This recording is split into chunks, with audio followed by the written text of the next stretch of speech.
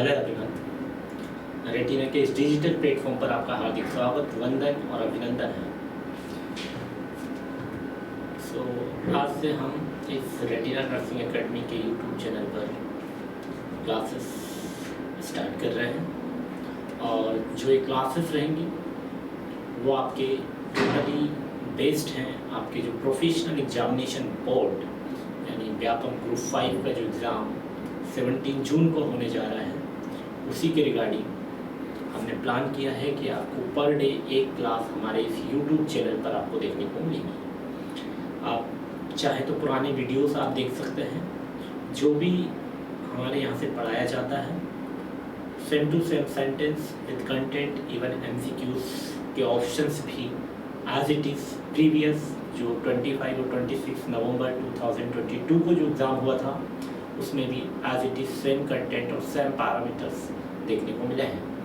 तो आप ज़्यादा से ज़्यादा इस चैनल को सब्सक्राइब करें, शेयर करें और लाइक भी करें वीडियो को, और इस वीडियो को आप उन लोग तक पहुंचाएं। एज अ गुड सिटीजन आपकी रिस्पॉन्सिबिलिटी बनती है कि जो बच्चे किसी उनका इकोनॉमिक स्टेटस अच्छा नहीं है या दूर दराज है जहाँ से वो क्लासेस या कोचिंग नहीं ले पा रहे हैं, तो आप उन तक भी शेयर करिए। हो सकता हो आपके इस वीडियो को शेयर करने से उनकी किस्मत में 4 चांद लग जाए। तो आप हमेशा बने रहिएगा हमारे इस यूट्यूब चैनल पर, और आप हमारे पुराने वीडियोस भी आप देखिएगा, और आपका जो प्रीवियस एग्ज़ाम हुआ है आप उसके मॉडल पेपर से आप लाइएगा कि बहुत सारे ऐसे क्वेश्चंस कि जो कि आपके व्यापम ग्रुप 5 के एग्ज़ाम में सेम एज इट इज़ देखने को मिले हैं। और मैं आपसे इस चैनल के माध्यम से वादा और प्रॉमिस करता हूं कि आने वाला जो एग्ज़ाम है आपका व्यापम ग्रुप 5 का Madhya Pradesh professional examination board या MPPEB का जो एग्ज़ाम होगा उसमें भी आपको हमारे यहाँ से जो इस वीडियोस में से बहुत सारा कंटेंट और कुछ MCQ same as it is आपको देखने को मिलेंगे। तो आप इस वीडियो को देखना ना भूलें और ज़्यादा से ज़्यादा लोगों को शेयर करें, और आप भी कंटिन्यूस वॉच करें। आपको पर डे हमारे इस YouTube चैनल पर आपको प्रोफेशनल एग्जामिनेशन बोर्ड यानी व्यापम ग्रुप 5 का एक वीडियो पर डे आपको देखने को मिलेगा। और जो बच्चे हमारे कुछ ऐसे CHO की तैयारी कर रहे हैं या कुछ व्यापम की तैयारी कर रहे हैं, या फिर कुछ बच्चे यदि नॉर्थ सेट इन सब की यदि तैयारी कर रहे हैं, तो हमारे रेटिना नर्सिंग एकेडमी का जो ऐप है वो आप डाउनलोड करें। और साथ में इसमें कुछ टेस्ट सीरीज भी हैं, तो आप क्या कर सकते हैं उस टेस्ट सीरीज को बाय कर सकते हैं, परचेज कर सकते हैं, और आपको बहुत सारे ऐसे टेस्ट पेपर आपको देखने को मिलेंगे कि जो आपको हेल्प करेंगे और आपके व्यापम ग्रुप 5 के एग्ज़ाम को क्रैक करने में बहुत मदद और एक इम्पोर्टेंट रोल प्ले भी कर सकते हैं। तो आप रेटिना नर्सिंग एकेडमी का ऐप डाउनलोड करें, और यहाँ पर न्यू बैच डबल से स्टार्ट हो रहा है। जो बच्चे नॉर्थ सेट की तैयारी कर रहे हैं या जो बच्चे CHO की तैयारी कर रहे हैं या किसी भी प्रकार के एम्स की भी तैयारी कर रहे हैं, जो ESIC की तैयारी कर रहे हैं या DSSB, railway, BHU, BNST, GNST, whatever जितने भी हमारे नर्सिंग के कंपटीशन के एग्ज़ाम होते हैं, तो मध्य प्रदेश में हमारा एक बेस्ट प्लेटफॉर्म है और सबसे ज़्यादा सिलेक्शन देने वाला कोचिंग जो है मध्य प्रदेश के अंदर वो सिर्फ एकमात्र रेटिना नर्सिंग एकेडमी है जो कि भोपाल में है। और अभी इसकी और भी ब्रांचेस खुलने जा रही हैं हमारी, तो आप retina nursing academy app download करना ना भूलें। उस ऐप को डाउनलोड करें और वहाँ से आप टेस्ट सीरीज को परचेज करें, ठीक है। वहाँ से उस टेस्ट सीरीज़ में भी आपके बहुत सारे ऐसे इंपॉर्टेंट कंटेंट या इंपॉर्टेंट ऐसे MCQs रहेंगे जो आपको एज इट इज़ आपके व्यापम ग्रुप 5 के एग्ज़ाम में आपको देखने को मिलेंगे। और वीडियो को देखना बिल्कुल ना भूलें, ठीक है। अब हम क्लास को कैरी ऑन करते हैं। हर बार क्लास को कैरी ऑन करने से पहले हम पॉजिटिव थॉट्स की ओर जाएंगे। तो आप देखिएगा कि यहाँ पर मैंने लिखा है टाइगर क्लास या टाइगर MCQ क्लास। तो आप जो आपका व्यापम ग्रुप 5 का जो नर्सिंग ऑफिसर के लिए एग्ज़ाम हो रहा है उसके लिए जो टाइगर क्लासेस हैं वो मैं डेली आपको एक क्लास आपको इस YouTube चैनल पर मिलेगा, ठीक है। तो यहाँ पर टाइगर नाम से ही है कि उसमें टाइगर और दबंग कंटेंट होगा और ऐसे पैरामीटर्स होंगे कि सेम एज इट इज़ आपको देखने को मिलेंगे। तो education is the most powerful weapons you can use to change the world, ठीक है। आप एक एजुकेशन, एक शिक्षा एक ऐसा पावरफुल हथियार है, उसकी मदद से आप दुनिया को भी चेंज कर सकते हैं। नॉलेज आपका एक प्रॉपर्टी है। तो आपके पास में एजुकेशन है, आप एजुकेशन ले रहे हैं हमारे यूट्यूब चैनल से या कोचिंग से या कहीं से भी, तो आपका जो एजुकेशन है वो बहुत इम्पोर्टेंट आपका टूल्स है, आपका इंस्ट्रूमेंट्स है, आपका पीपल्स है।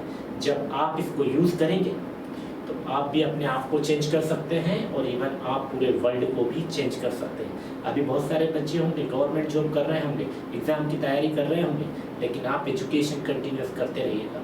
एजुकेशन की हेल्प से आप प्रॉपर अच्छा सा नॉलेज गेन कीजिएगा। जब आपके पास में एजुकेशन आप कंटिन्यूस करेंगे तो आप जो लोग प्राइवेट जॉब कर रहे हैं गवर्नमेंट जॉब में आ जाएंगे, ठीक है। तो इतना बड़ा बदलाव यदि हम जो ये चेंजेस लेकर आ रहे हैं तो with the help of education, because without education we can't to do anything. बिना एजुकेशन के, बिना शिक्षा के हम कुछ भी बदलाव नहीं ला सकते हैं। तो शिक्षा बहुत अनिवार्य है, एजुकेशन बहुत इम्पोर्टेंट है। यदि if you want to any change in your behaviour, in your attitude, in your surrounding area, in your environment या फिर वर्ल्ड में भी चेंजेस लेकर आ रहे हैं तो with the help of education, तो एजुकेशन इज मस्ट।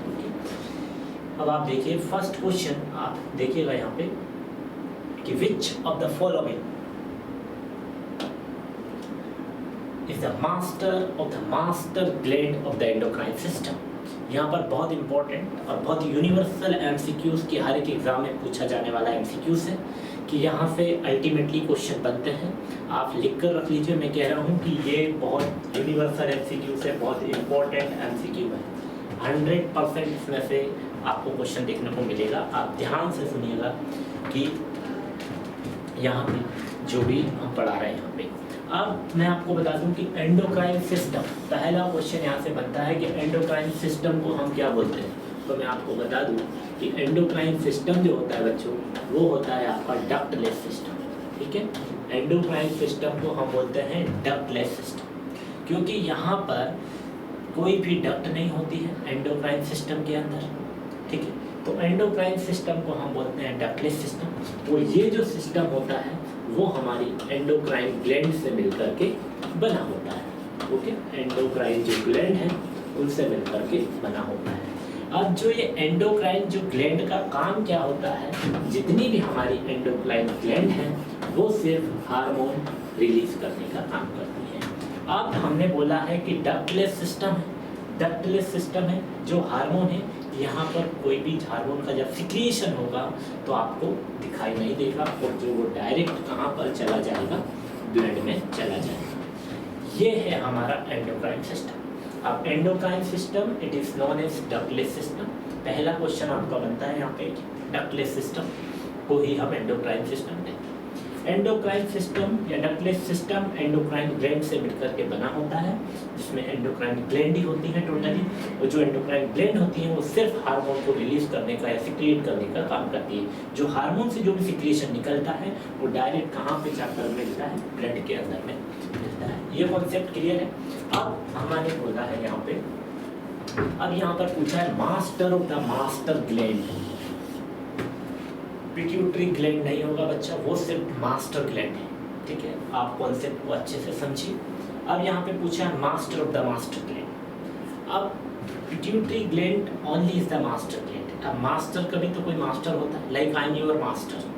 अब मैं आपको टीच करूँगा, आपका मास्टर, पर लेकिन मेरे को भी किसी ने टीच किया होगा या मेरा भी कोई मास्टर रहा होगा या कोई है।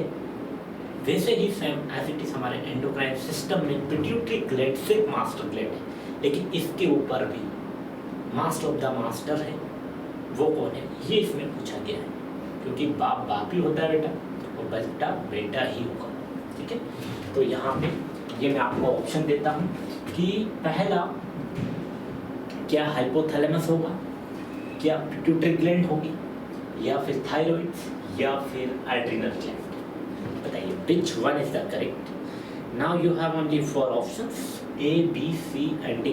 Which one is the correct? आप मुझे बताएंगे कि इन चारों में से किसको हम मास्टर ऑफ द मास्टर बोलते हैं। क्या एड्रिनल को बोलते हैं, क्या हम थायराइड को बोलेंगे, क्या हम पिट्यूटरी को बोलेंगे, क्या हम हाइपोथैलेमस को बोलेंगे, बताइए।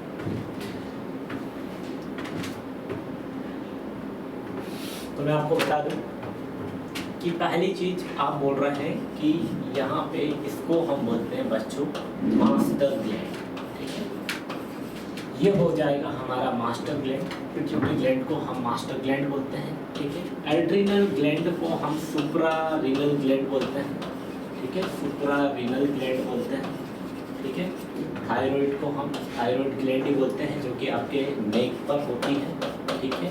ये जो आपका नेक है इसके बोथ साइड्स में जो होती हैं इसको हम थायराइड ग्लैंड बोलते हैं, ठीक है। अब हमारा बचा है सिर्फ हाइपोथैलेमस। तो जो हाइपोथैलेमस होता है इसी को हम बोलते हैं master of the master gland, ठीक है, master of the master gland. क्यों कि मास्टर का काम होता है क्लास को रेगुलेट करना, स्टूडेंट को डिसिप्लिन में रखना, उनके साथ कोलैबोरेट करना, कोऑर्डिनेट करना।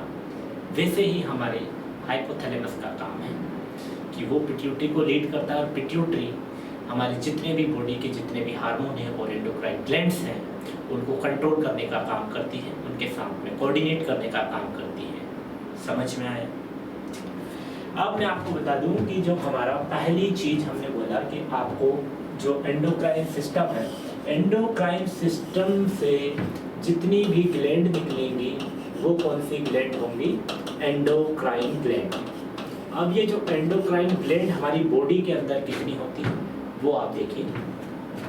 समटाइम्स हम हाइपोथैलेमस को भी कंसीडर करते हैं, क्योंकि जो हमारा हाइपोथैलेमस है, हाइपोथैलेमस दो हार्मोन को रिलीज करता है जो कि पोस्टीरियर पिट्यूटरी में जाकर के स्टोर होते हैं, ऑक्सीटोसिन और the ADH, anti diuretic hormone. क्यों कि हाइपोथैलेमस स्टोर नहीं करता है, सिर्फ रिलीज करने का काम, सिक्रिएट करने का काम हाइपोथैलेमस करता है, इसलिए हम इसको ग्लैंड में कंसीडर करते हैं। टोटल 9 ग्लैंड होती है हमारी बॉडी के अंदर। दूसरा जो होगा बच्चों वो होगा हमारा पिट्यूटरी ग्लैंड, पिट्यूटरी ग्लैंड, ठीक है। थर्ड जो होगा वो होगा हमारा पिनियल ग्लैंड, पिनियल ग्लैंड। और फोर्थ बच्चों वो होगी हमारी थायराइड ग्लैंड। फिफ्थ ग्लैंड जो होगी वो होगी हमारी पैराथायराइड ग्लैंड, जो चने के दाल के आकार की होगी बच्चों। सिक्स्थ ग्लैंड होगी वो होगी आपकी एड्रिनल ग्लैंड, और इसी एड्रिनल ग्लैंड को हम सुप्रारेनल ग्लैंड कहते हैं, क्योंकि ये जस्ट किडनी के ऊपर होती है। सेवंथ जो ग्लैंड होगी बच्चों वो होगी पेनक्रियास। और मैं बता दूं कि यहाँ से बहुत इंपॉर्टेंट क्वेश्चन बनता है कि पेनक्रियास को हम मिक्स्ड ग्लैंड भी कहते हैं, क्योंकि ये एंडोक्राइन ग्लैंड भी है और एक्सोक्राइन ग्लैंड भी होती है। इसका 95% जो पार्ट है वो होता है एक्सोक्राइन ग्लैंड, लेकिन 5% जो पार्ट है वो सिर्फ होगा आपका एंडोक्राइन ग्लैंड, ठीक है। 8th की अगर हम बात करें,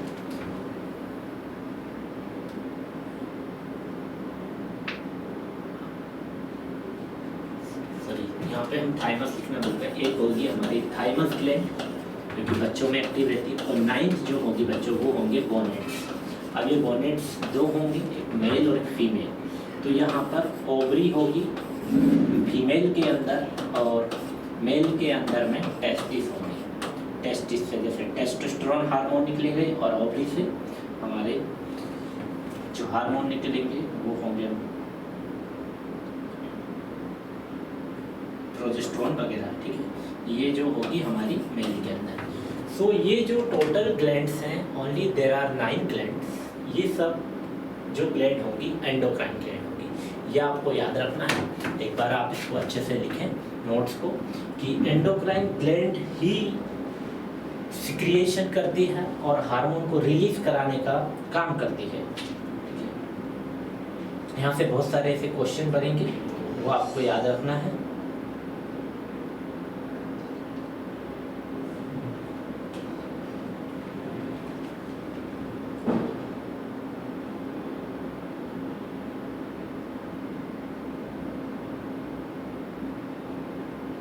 फिर मैं आगे बताता हूँ आपको।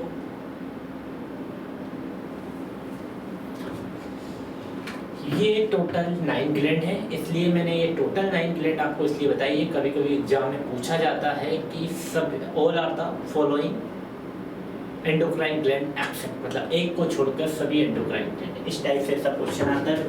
ये देखो मैं आपको बता दूं कि आप प्रीवियस एग्जाम पेपर देखेंगे तो इस टाइप के आपको क्वेश्चन दिखेंगे। All are the following endocrine gland except, मतलब एक को छोड़ के जितनी भी ग्लैंड है वो होंगे। एग्जाम्पल में आपको मिलेगा आपको पिट्यूटरी, दूसरा होगा आपका पिनियन ग्लैंड, और तीसरा जो ग्लैंड होगा वो होगा आपका जो यहाँ पे थायराइड ग्लैंड, और फोर्थ पे आपको दे दिया जाएगा लीवर, क्योंकि liver is also gland, it is the largest gland. अब बताइए which one is the correct? Very good. तो जो लीवर की अगर बात करें तो लीवर एक एक्सोक्राइन ग्लैंड है और हमारी बॉडी का एक लार्जेस्ट ग्लैंड होता है। लेकिन यहाँ पे जो क्वेश्चन बनता है, ये भी क्वेश्चन बनता है कि यहाँ पे पूछा जाता है एंडोक्राइन ग्लैंड के अंदर यदि आपसे पूछे कि smallest gland of endocrine system, तो आपका आंसर क्या होगा? Pinion gland. लेकिन वहीं अगर आपसे पूछा कि एक्सोक्राइन ग्लैंड का एंडोक्राइन ग्लैंड का लार्जेस्ट ग्लैंड कौन सा है, तो आपका आंसर क्या होगा? थायराइड। ठीक है, तो थायराइड जो है, थायराइड हमारी बॉडी के अंदर एंडोक्राइन ग्लैंड का सबसे बड़ा ग्लैंड होता है। ठीक है, और थायराइड जो ग्लैंड है हमारा लार्जेस्ट ग्लैंड होगा। और अगर हम बात करें वहीं पे कि स्मॉलेस्ट ग्लैंड एंडोक्राइन ग्लैंड का कौन सा होगा? स्मॉलेस्ट ग्लैंड पिनियल ग्लैंड होगा। ठीक है, लेकिन वहीं अगर हमसे पूछा कि यहाँ पे लार्जेस्ट ग्लैंड एक्सोक्राइन ग्लैंड होगा हमारा लार्जेस्ट, वो कौन सा होगा? आपका लीवर होगा। लेकिन यदि आपसे पूछे कि स्मॉलेस्ट जो ग्लैंड होगा हमारा एक्सोक्राइन ग्लैंड का, एंडोक्राइन ग्लैंड का, तो वो होगा पिनियन ग्लैंड। यहाँ तक क्लियर है आपको? ठीक, ज़्यादा कोई कंफ्यूजन नहीं है। मास्टर ऑफ द मास्टर आपका हाइपोथैलेमस होगा। Hypothalamus master of the master बोलते हैं। पिट्यूटरी की अगर बात की जाए तो पिट्यूटरी को हम मास्टर ग्लैंड कहते हैं। थायराइड जो होगी हमारी नेक में होगी, और थायराइड को हम क्या बोलते हैं? Largest endocrine gland. लेकिन एड्रिनल को हम क्या बोलेंगे? सुप्रारेनल ग्लैंड। क्यों? अभी मैं आपको बताऊंगा कि क्यों बोलेंगे। क्योंकि ये जो आपकी बच्चों किडनी है, इस किडनी के ऊपर यहाँ पर दो ये जो ग्लैंड होती हैं, इसी को बोलते हैं सुप्रारेनल ग्लैंड, क्योंकि किडनी के ऊपर है, सुपीरियर में है, इसलिए हम यहाँ पर क्या बोल रहे हैं? सुप्रारेनल ग्लैंड। ओके, अब आगे मैं आपको बता दूं कि यहाँ पे बहुत सारे ऐसे इंपॉर्टेंट क्वेश्चंस देखिए। स्मॉलेस्ट ग्लैंड मैंने आपको बताया एंडोक्राइन ग्लैंड का, वो कौन सा होगा? Pineal gland. लार्जेस्ट ग्लैंड यदि एंडोक्राइन सिस्टम की होगी तो वो कौन सी होगी? Thyroid gland. लेकिन वही एक्सोक्राइन में यदि आपसे पूछा जाता है तो एक्सोक्राइन ग्लैंड में यदि पूछा आपको लार्जेस्ट ग्लैंड, तो वो होता है बच्चों लीवर। अब हम बात करते हैं यदि पिट्यूटरी की, तो पिट्यूटरी से हमारी बॉडी के अंदर टोटल 9 एंडोक्राइन ग्लैंड है, पर लेकिन सिर्फ एक ग्लैंड जिसको हमने बोला है यहाँ पर कि मास्टर ग्लैंड या पिट्यूटरी ग्लैंड। इस पिट्यूटरी ग्लैंड की अगर बात करें तो ये पिट्यूटरी ग्लैंड हमारी 2 पार्ट्स में डिवाइड है। वैसे तो 3 पार्ट्स में डिवाइड है। एक है हमारा एंटीरियर पिट्यूटरी, दूसरा होता है इंटरमीडिएट पिट्यूटरी, और थर्ड होता है हमारा पोस्टीरियर पिट्यूटरी। अब इंटरमीडिएट पिट्यूटरी से यहाँ से कोई भी हार्मोन रिलीज नहीं होता है, तो इसलिए हम इस पार्ट को छोड़ देते हैं। लेकिन एंटीरियर पिट्यूटरी होता है, दूसरा होता है बच्चों पोस्टीरियर पिट्यूटरी। एंटीरियर पिट्यूटरी से हमारी जो ये ग्लैंड है 7 हार्मोन रिलीज करने का काम करती है। लेकिन वहीं अगर हम बात करें पोस्टीरियर की, तो पोस्टीरियर से ओनली 2 हार्मोन स्टोर होते हैं। मैंने आपको बताया थे, हाइपोथैलेमस वहाँ से रिलीज करता है, सिक्रिएट करता है, ऑक्सीटोसिन और वेसिप्रेशन। ये जो 2 हार्मोन होते हैं वो होते हैं ऑक्सीटोसिन, और बच्चों दूसरा जो होगा वो कौन सा होगा? वेसोप्रेसिन, या फिर जिसको हम एडीएच भी बोलते हैं, एंटी डायूरेटिक हार्मोन। ये 2 हार्मोन रिलीज स्टोर करने का काम पोस्टीरियर पिट्यूटरी का। लेकिन एंटीरियर पिट्यूटरी 7 हार्मोन रिलीज करती है। ठीक है, अब वो 7 हार्मोन कौन से होंगे मैं आपको बता दूं कि जो 7 हार्मोन हैं वो आपको ऐसे याद रखना होगा बच्चों। जैसे घर में आप खाना बनाते हैं, आपने आपके पेरेंट्स, आपकी मदर, सिस्टर्स, कोई भी वाइफ किस पर बनाते हैं? एलपीजी पर, तो आपको यहाँ पर याद रखना है एलपीजी। अब यदि आप एलपीजी लेने जा रहे हैं मार्केट में, तो आपको क्या लेना होगा? पैसे लेकर जाना है। पैसे कहाँ से निकालेंगे आप? वेरी गुड, एटीएम से। तो एटीएम एलपीजी का एटीएम एफ है। ये ट्रिक है बच्चों, वो ट्रिक ऐसी बनाई है, एलपीजी का एटीएम एफ है, ये आपको याद रखना है। तो ये तो कोई ज़रूरत नहीं है। अब यहाँ पे बच्चे हमारे पास में 7-3 एलपीजी, सॉरी यहाँ पे हमको एलपीजी लिखना होगा, है ना? एलपीजी का एटीएम एफ है, तो एलपीजी 1 2 3 4 5 6 7, और यहाँ पे भी कितने हार्मोन छोड़ रही है? 7। तो ये एलपीजी L4 क्या होगा बच्चों? Luteinizing hormone, luteinising hormone. P4 prolactin hormone, G4 growth hormone, या जिसको सोमेटोट्रोफ सोमेटोस्टेटिन भी आप कह सकते हैं। A4 ACTH adrenocorticotrophic hormone, T4 TSH thyroid stimulating hormone, M4 melanocyte stimulating hormone MCH, और ये लास्ट होगा हमारा FSH follicle stimulating hormone. Only there are 7 hormone which is secreted by the anterior pituitary। Anterior pituitary से निकलने वाले ये जो 7 hormone हैं, आपको इस वे में याद रखना है कि एलपीजी का एटीएम एफ है, L4 luteinizing hormone, P4 prolactin hormone, G4 growth hormone, A4 adrenocorticotropic hormone, T4 thyroid stimulating hormone, M4 melanocyte stimulating hormone, and last that is F follicle stimulating hormone. ये जो 7 hormone है वो anterior pituitary release करने का काम करती है, लेकिन ये जो 2 हार्मोन है वो हमारी कौन सी? पोस्टीरियर पिट्यूटरी स्टोर करके रखती है। जब हमारी बॉडी को ज़रूरत होती है तब जा करके ये वहाँ से रिलीज करने का काम करती है। यहाँ तक समझ में आया? अब दूसरा क्वेश्चन बच्चों बनता है कि एंटीरियर पिट्यूटरी का दूसरा नाम क्या है? तो आपको ये यहाँ पे याद रखना, एंटीरियर पिट्यूटरी को हम यहाँ पर कहते हैं बच्चों एडिनोहाइपोफाइसिस, ठीक है? एडिनोहाइपोफाइसिस भी कहा जाता है एंटीरियर पिट्यूटरी को। दूसरा पूछते हैं यहाँ पर, पोस्टीरियर पिट्यूटरी का दूसरा नाम क्या है, या किस नाम से हम जानते हैं? तो आपको याद रखना होगा बच्चों न्यूरोहाइपोफाइसिस, न्यूरोहाइपोफाइसिस, ठीक है? न्यूरोहाइपोफाइसिस ये अदर नेम है जो आपको याद रखना ही है, ठीक है? तो ये यहाँ से ऐसे इम्पोर्टेंट क्वेश्चन बनेंगे, 100% बनेंगे, ये आपसे मैं प्रॉमिस कर रहा हूँ, आपसे वादा कर रहा हूँ। तो आप वीडियो को देखना ना भूलें, और कंटिन्यूस कंसिस्टेंसी के साथ में, मोटिवेशन के साथ, एक डेडिकेशन के साथ में आपको वॉच करना है, और ज़्यादा से ज़्यादा लोगों तक शेयर भी करना है। रेटिना नर्सिंग एकेडमी का ऐप डाउनलोड करना है आपको, वहाँ से आप टेस्ट सीरीज भी परचेस कर सकते हैं। जब आप टेस्ट सीरीज परचेस करेंगे तो आप उनका भी प्रैक्टिस करिएगा, same as it is question आपको वहाँ पर भी एग्ज़ाम में देखने को मिलेंगे। तो यहाँ पे हमने एक ही क्वेश्चन में लगभग 20 से 25 आपके जो है रेशनल आपको देखने को मिलेंगे, ठीक है? तो यहाँ तक क्लियर है आपको? एंटीरियर पिट्यूटरी ग्लैंड को हम मास्टर ग्लैंड कहते हैं। पिट्यूटरी ग्लैंड 3 पार्ट्स में डिवाइड है, एंटीरियर पिट्यूटरी, इंटरमीडिएट पिट्यूटरी और पोस्टीरियर पिट्यूटरी। में इंटरमीडिएट पिट्यूटरी को हम कंसिडर इसलिए नहीं करते हैं क्योंकि ये कोई भी हार्मोन रिलीज करने का काम नहीं करती है, लेकिन एंटीरियर पिट्यूटरी का दूसरा नाम होता है एडिनोहाइपोफाइसिस, और पोस्टीरियर पिट्यूटरी का दूसरा नाम होता है न्यूरोहाइपोफाइसिस। पोस्टीरियर पिट्यूटरी से निकलने वाले 2 हार्मोन होते हैं, ऑक्सीटोसिन, ऑक्सीटोसिन को बच्चों लव हार्मोन के नाम से भी जाना जाता है, ठीक है? Love hormone. और दूसरा होता है वेसोप्रेसिन, जिसको हम एडीएच या एंटी डायूरेटिक हार्मोन कहते हैं। लेकिन एंटीरियर पिट्यूटरी से निकलने वाले 7 हार्मोन हैं, मैंने उसमें आपसे कहा है ट्रिक याद रखने को। एलपीजी का एटीएम एफ है, L4 luteinizing hormone, P4 prolactin hormone, G4 growth hormone, ठीक है? A4 adrenocorticotropic hormone, T4 thyroid stimulating hormone, and M4 melanocyte stimulating hormone, and last that is F follicle stimulating hormone. ये जो है बच्चों इस type से आपको क्वेश्चन में पूछा जाएगा कि largest endocrine gland thyroid gland, smallest endocrine gland that is pineal gland, इस टाइप से पूछा जाएगा। या फिर पूछा जाएगा लार्जेस्ट एक्सोक्राइन ग्लैंड, तो वो होगा आपका लीवर।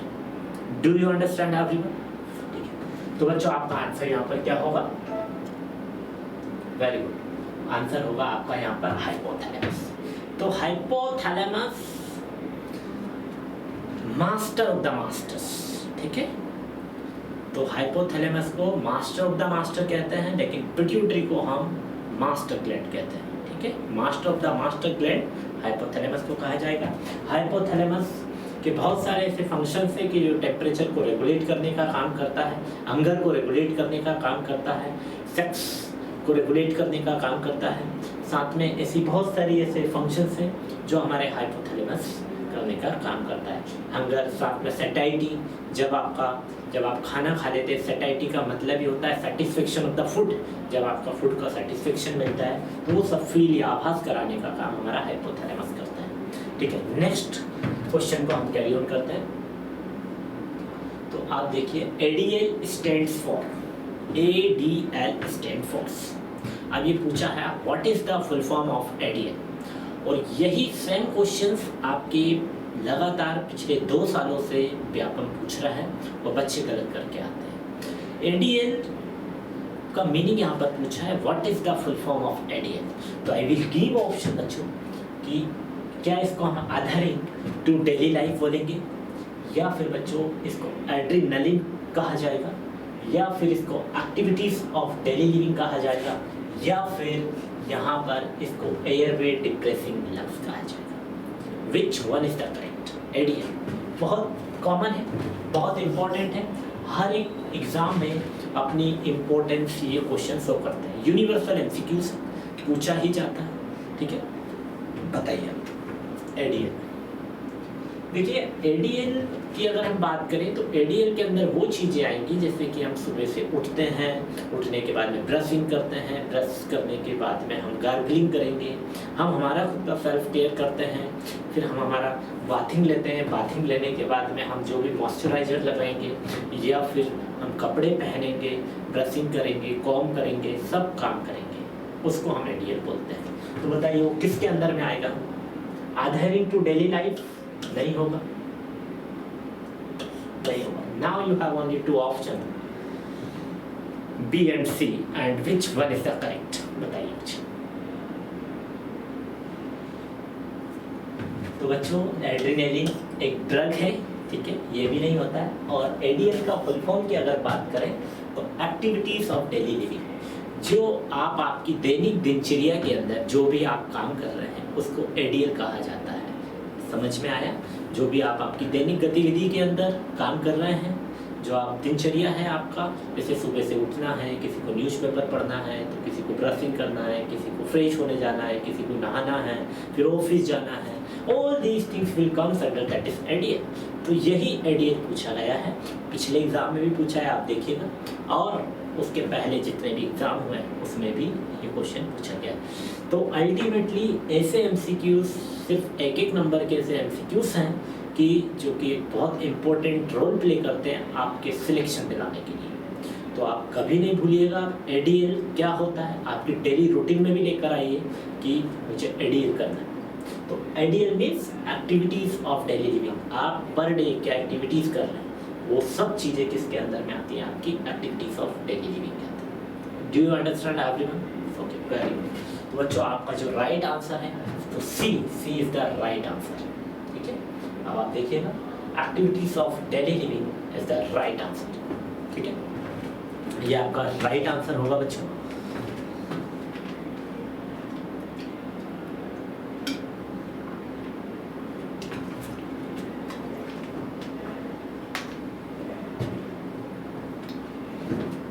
अब हम नेक्स्ट क्वेश्चन की ओर पढ़ते हैं। तो आप देखिए, अब यहां पर पूछा गया है क्वेश्चन बहुत इंपॉर्टेंट है। हर एक जिस वीडियो के अंदर मैंने बोला है कि क्वेश्चन इंपॉर्टेंट है वो आपके एग्जाम में आपको देखने को मिलेगा। बहुत इंपॉर्टेंट क्वेश्चन है बच्चों, इसको ध्यान से सुनना है आपको कि एज अ CHM नर्स या फिर कम्युनिटी हेल्थ नर्स, हाउ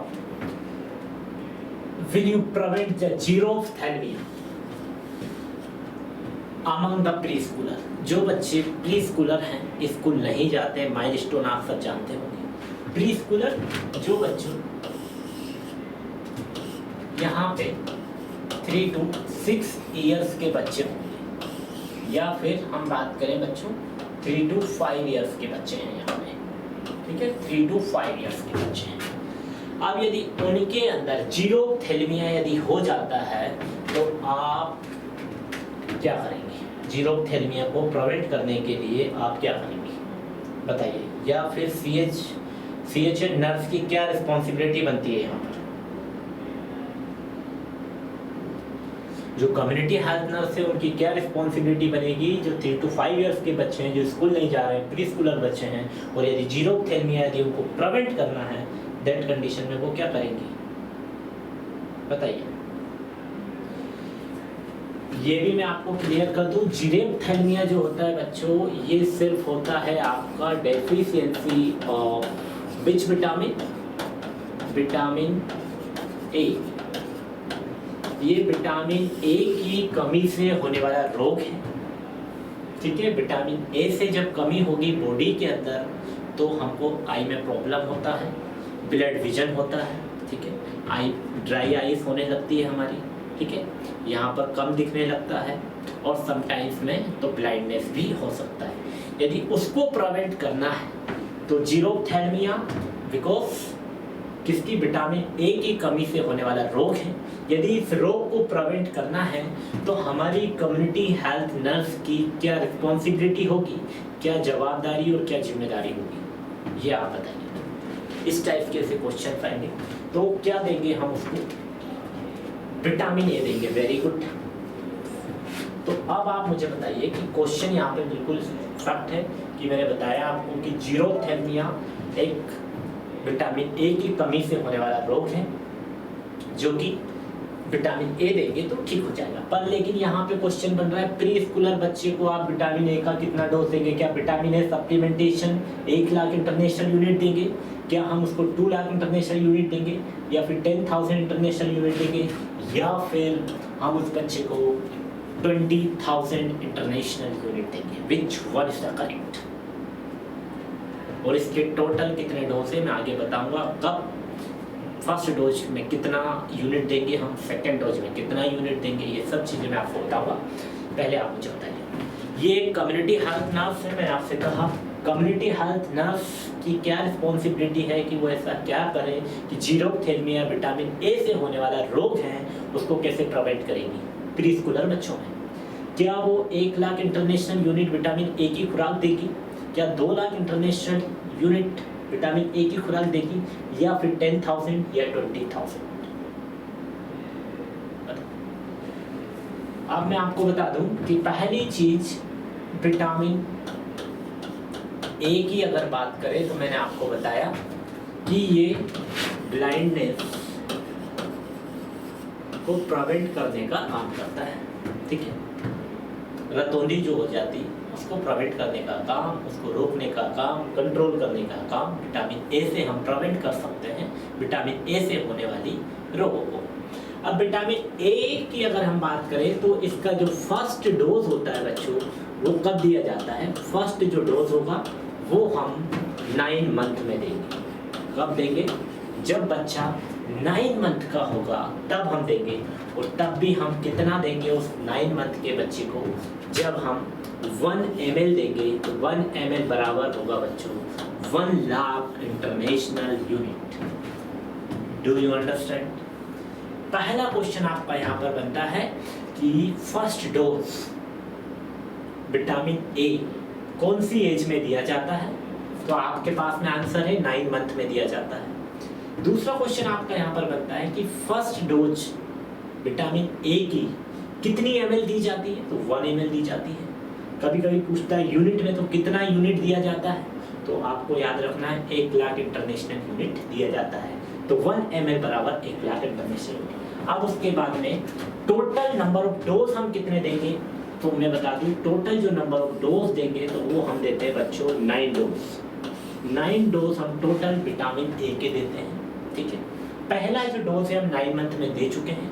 अब बचे हुए जो 8 डोज होंगे इन जो 8 डोज को हमको देना है वो हमको क्या करना है बच्चों, एवरी 6 मंथ के अंदर में देना होता है। एवरी 6 मंथ में देना है, हर 6 महीने में आपको देना है।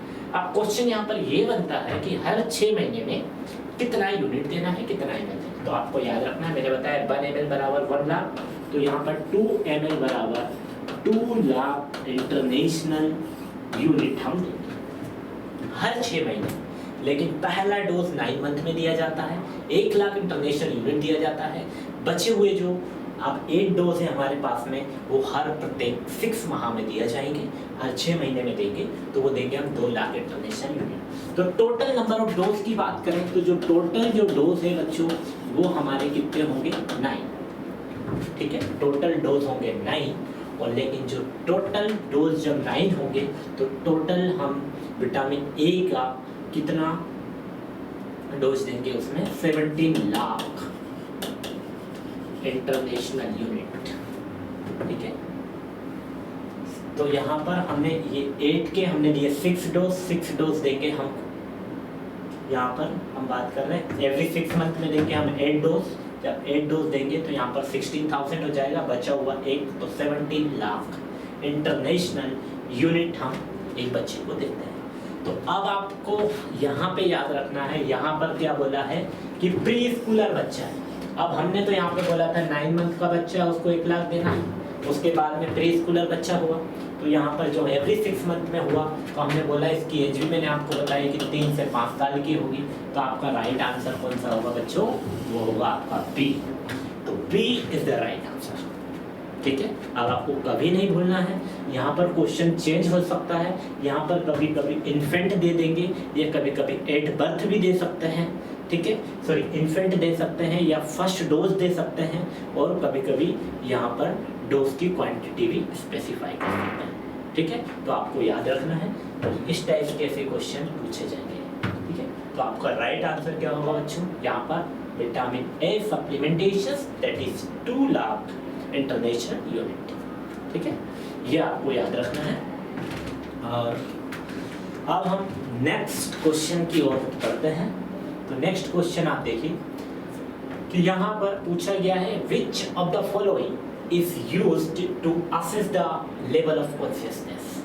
अब यदि कोई पर्सन है, यदि कोई पर्सन को कोई भी प्रॉब्लम है, लाइक हो सकता हो RTA हो, रोड ट्रैफिक एक्सीडेंट, या ट्रॉमा हो, कोई इंजरी हो, कोई छत पे से गिर गया हो, या कोई वॉशरूम में स्लिप हो गया हो, या कुछ भी ऐसी मतलब अनफॉर्चुनेटली या फॉर्चुनेटली पेशेंट को कुछ प्रॉब्लम है और वो अनकॉन्शियस है, या फिर उसका हमको कॉन्शियसनेस लेवल को चेक करना है, तो हम क्या करेंगे।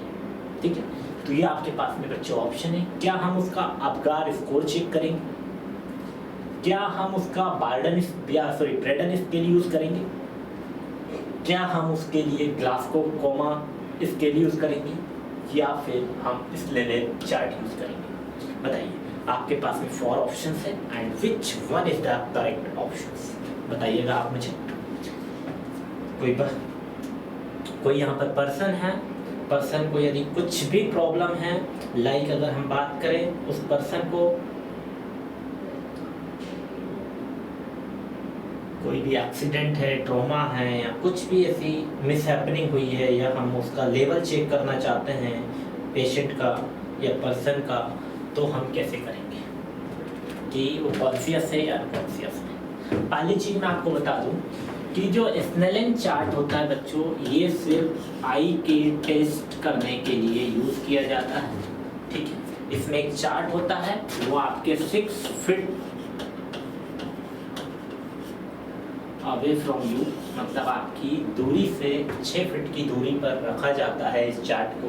इस टाइप का ये चार्ट होता है, यहाँ पर AOBNOPU इस टाइप का लिखा होता है, अलग अलग यहाँ पर साइज में अलग अलग वर्ड लिखे होते हैं।